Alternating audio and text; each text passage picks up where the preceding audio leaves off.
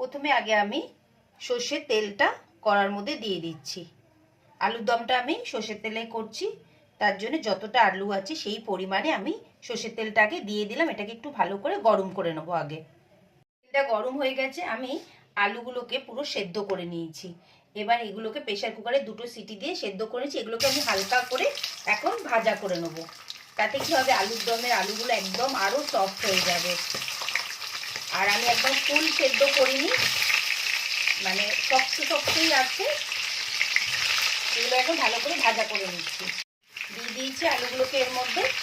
এখন আমি এটাকে ভালো করে ভাজা করে নেব, হালকা হালকা লাল করে ভাজা করে নিচ্ছি।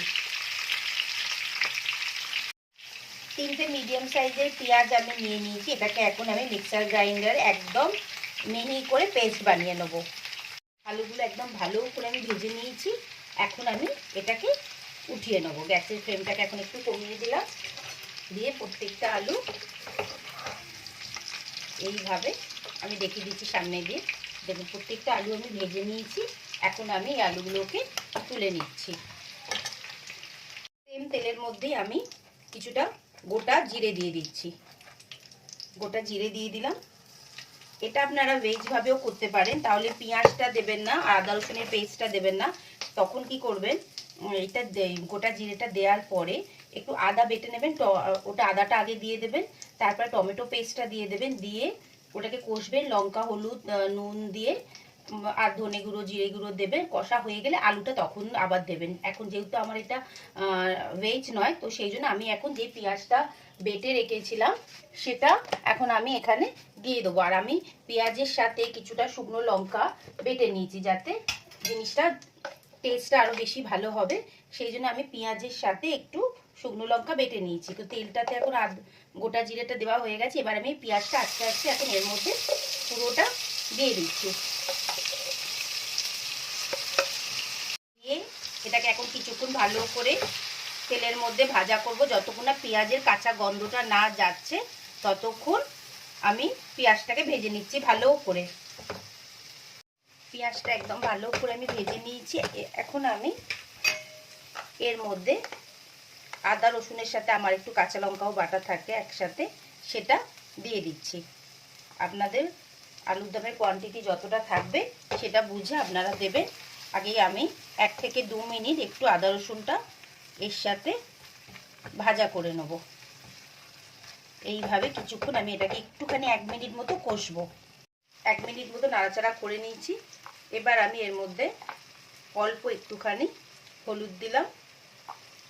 কাশ্মীরি লঙ্কাটা একটু বেশি দেবো, আর কোনো গুঁড়ো লঙ্কা কিছু দেবো না, কারণ আমি পেঁয়াজের সাথেও লঙ্কাটা বেটেছি আর আদা রসুনের সাথেও ছিল। অল্প একটুখানি আমি জিরে গুঁড়ো দিলাম সামান্য, আর আমি এখানে ধনে গুঁড়ো দিয়ে দিলাম।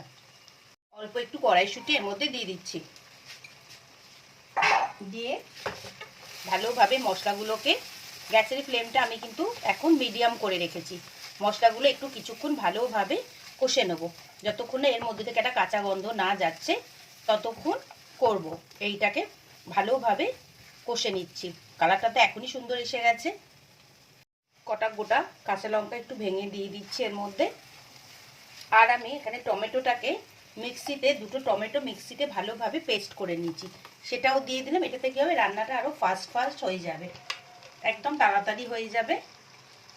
2টো দিয়েছি, বেশি দিইনি। এটাকেও এখন এবার গ্যাসের ফ্লেমটাকে আরেকটু বাড়িয়ে দিলাম, দিয়ে একসাথে কিছুক্ষণ এখন আমি কষে নেবো সব মশলাগুলোকে।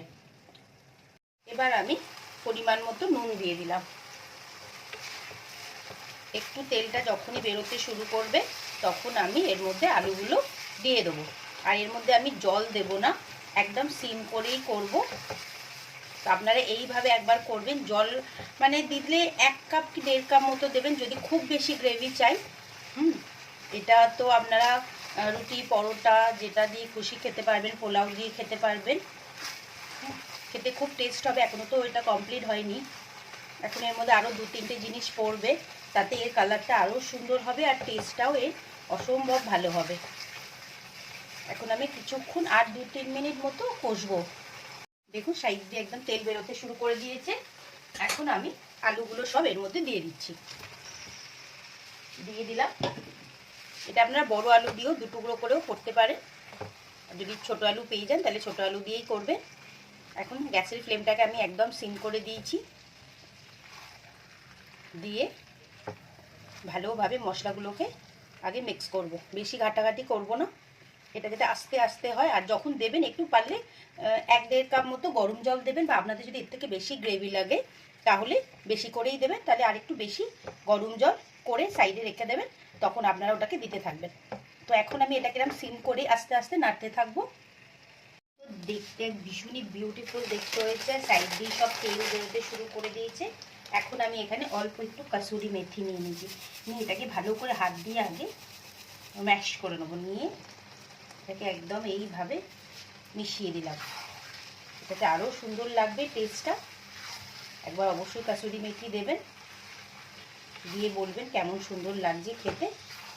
এইভাবে আগে আমি একটু মিক্স করে নিচ্ছি।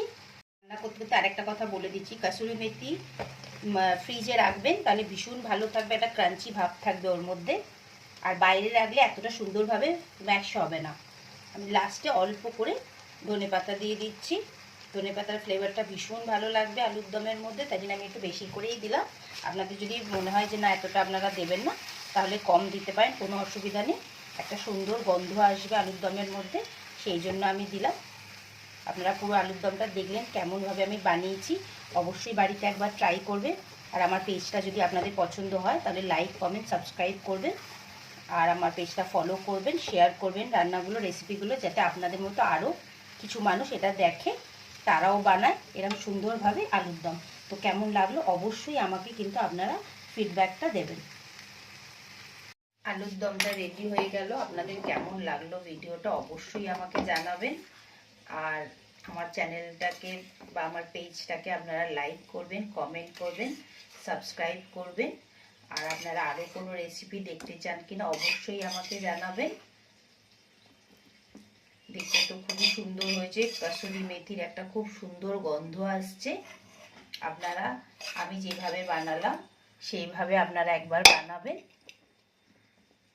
আর উপর থেকে আমি অল্প করে ধনেপাতা এরকমভাবে দিয়ে দিলাম, এটা তাহলে দেখতেও সুন্দর হবে। যখন আপনারা এটা পরিবেশন করবেন এরকমভাবে ধনেপাতাটা উপর থেকে দিয়ে দেবেন। আর ঝালটা আপনারা বুঝে দেবেন, বারবার বলছি যে আমরা একটু বেশি ঝাল খাই, সেই জন্য বেশি ঝাল দিয়েছি। আলুর দম রেডি হয়ে গেল, তাহলে ভিডিওটা কেমন লাগলো অবশ্যই জানাবেন। আমি আবার আরেকটা নতুন রেসিপি নিয়ে খুব তাড়াতাড়ি আসব। আর আমার পেজটাকে লাইক করবেন, কমেন্ট করবেন, সাবস্ক্রাইব করবেন। তাহলে আজকের জন্য টাটা।